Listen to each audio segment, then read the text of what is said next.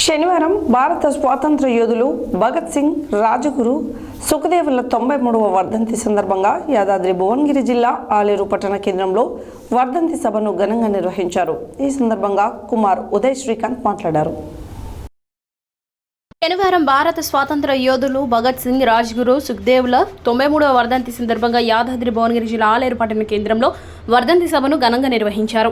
ఈ సందర్భంగా కుమార్ ఉదయ్ శ్రీకాంత్ మాట్లాడుతూ 23 ఏళ్ల వయసులో దేశ స్వాతంత్ర్యం కోసం ప్రాణాలను అర్పించి నేటి యువతరానికి ఆదర్శంగా నిలిచిన మహాయోధులు భగత్ సింగ్ అని, వారి చైతన్య స్ఫూర్తితో దేశంలోని సమస్యలపై, ముఖ్యంగా విద్యార్థి సమస్యలపై పోరాడాలని, కుల మతాలకు అతీతంగా ఉండాల్సిన విద్యాలయాల్లోకి నేడు అధికారంలో ఉన్న బీజేపీ ప్రభుత్వం మతాన్ని చొచ్చుతూ విద్యార్థుల మధ్య మతమనే చిచ్చులు పెడుతుందని, ఇలాంటి పరిస్థితుల్లో విద్యార్థి లోకం అప్రమత్తంగా ఉండాలని, చదువుతూ పోరాడుతూ చదువు కోసం పోరాడు అని పీడీఎస్యూ నినాదంతో భగత్ సింగ్ ఇచ్చిన ఉత్తేజంతో విద్యార్థులు తమ చదువులు చదివితేనే సమాజంలోని సమస్యలపై పోరాడాలని, మరోవైపు కేంద్రంలోని బీజేపీ ప్రభుత్వం విద్యా వ్యవస్థను ధ్వంసం చేయడానికి నూతన విద్యా చట్టం 2020ని తీసుకొచ్చిందని, దానికి వ్యతిరేకంగా పోరాడాల్సిన తక్షణం కర్తవ్యం విద్యార్థులపై ఉందని అన్నారు. ప్రైవేట్ యూనివర్సిటీలకు విచ్చలవిడిగా అనుమతులు ఇస్తూ పేద విద్యార్థులకు పై చదువులు దూరం చేసిన ప్రభుత్వాలను ఎండగట్టాలని అన్నారు. ఈ కార్యక్రమంలో లక్ష్మణ్, సందీప్, ప్రసాద్, సురేష్, షరీఫ్, తిరుపతి, నవీన్, అబ్దుల్, సల్మాన్, భరత్, ఎలేందర్, కిషోర్, అజయ్, కిరణ్, మణికంఠ, రామరెడ్డి తదితరులు పాల్గొన్నారు.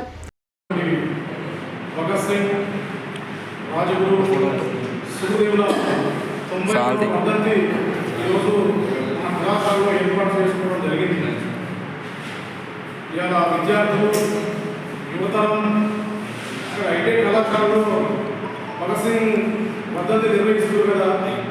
అసలు వీళ్ళెవరు దండేశం భగత్ సింగ్ గురించి చెప్పి వీళ్ళెవరు అనే ఆశ్చర్యం ఉండొచ్చు కదా. ఫస్ట్ పరిచయాలు ఉండాలి. మేమెవరు, మీరెవరు, నీ పేరేంటి, నా పేరేంటి ఉండాలి కదా. అలాగే ఈ భగత్ సింగ్ వర్ధంతి సందర్భంగా మనం అందరం పరిచయం చేసుకుందాం. మనం బ్యానర్ మీద ఉన్నది పీవైఎల్ ఉన్నది, ప్రగతిశీల ఉద్యాన సంఘం, ఒక పక్క పీడిఎస్సీ ఉన్నది. పీడిఎస్సీ అంటే ఏంటి, పీవైఎల్ అంటే ఏంటి తెలియాలి. పీడిఎస్సీ అంటే పి అంటే కోఆపరేటివ్, డి అంటే డెమోక్రటిక్, ఎస్ అంటే స్టూడెంట్స్, యు అంటే యూనియన్. తెలుగులో ప్రగతిశీల ప్రజాస్వామ్య విద్యార్థి సంఘం. విద్యార్థి సంఘం అంటే విద్యార్థులే కదా. అలాగే యువజన సంఘం, ప్రగతిశీల యువజన సంఘం, కోఆపరేటివ్ యూత్ లీగ్. వీళ్ళేం చెప్తారు. ప్రగతిశీల ప్రజాస్వామ్య విద్యార్థి సంఘం అంటే ఇప్పుడు మన ఉదయం చెప్పాడు, ఏదైతే విద్యార్థుల హక్కుల కోసం, విద్యార్థుల సమస్యల కోసం, విద్యార్థుల స్కాలర్షిప్ కావచ్చు, ఇతర రియంబర్స్మెంట్ కావచ్చు, కాలేజీల సీట్ల కోసం కావచ్చు, అదనపు సీట్ల కోసం కావచ్చు, బస్సు కావచ్చు, తాగే బాగు కావచ్చు, చుట్టుపక్కల ఉన్నటువంటి పరిసర ప్రాంతాలు పరిశుభ్రంగా కావచ్చు, మరుగుదొడ్లు కావచ్చు, మనకి ఎదుగుతున్నటువంటి ఫ్యాన్లు కావచ్చు, లైట్లు కావచ్చు, అనేకమైన మౌలిక సదుపాయాల కోసమే పీడిఎస్సీ పనిచేస్తుంది. మీరు కొంతమంది ఇందులో 10th వరకు చదువుకొని ఐటీ కావచ్చు, కొంతమంది డిగ్రీ వరకు చదువుకొని మళ్ళీ ట్రేడ్ యూనియన్ చేయాలని, దినకూరు చేయాలని రావచ్చు. అలాగే ఈ ఆలయ ప్రాంతం కావచ్చు, ఇతర జిల్లాలు కావచ్చు, ఇక్కడికి అందరూ మనం చదువుకొని వచ్చాం. చదువుకొని వస్తున్న తరుణంలో మనకి ఏ సమస్య ఎదురైంది. మన తల్లిదండ్రులంతా పేదవాళ్ళు, నిజంగా ఆర్థికంగా డబ్బు ఉంటే మనం ఏదో ఒక పెద్ద ఉన్నతమైన కళాశాలలో చదువుకొని ఉండేవాళ్ళం.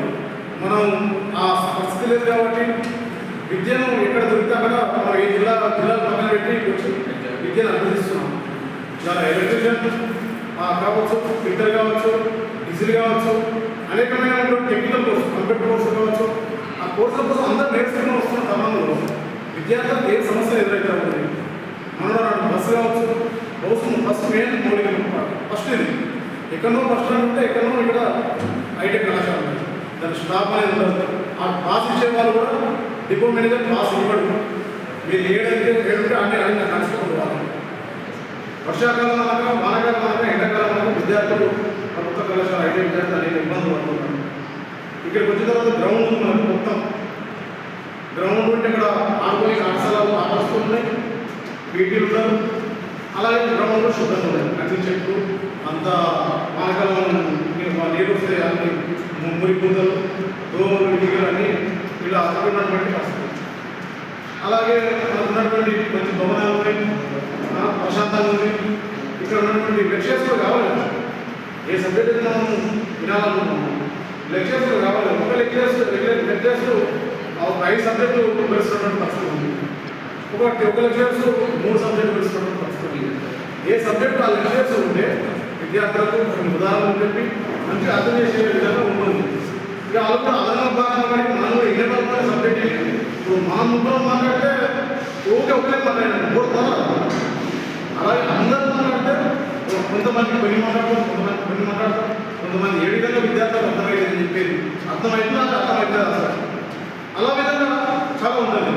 ఇవన్నీ అడిగే వాళ్ళు మనకి ఇక్కడ మౌలికమైన సమస్య కావాలి, లెక్చర్స్ కావాలి, ఇక్కడ ఉన్నటువంటి పరికరాలు కావాలి, ఫిట్టర్ వాళ్ళకు, ఎలక్ట్రిషియన్ వాళ్ళకు అలా ప్రాక్టీస్ చేయాలి, అనేక వస్తువులను తయారు చేయాలి, వస్తువులను రంగరించి కలిగించి వేరే పరికరాలను తయారు చేయాలి.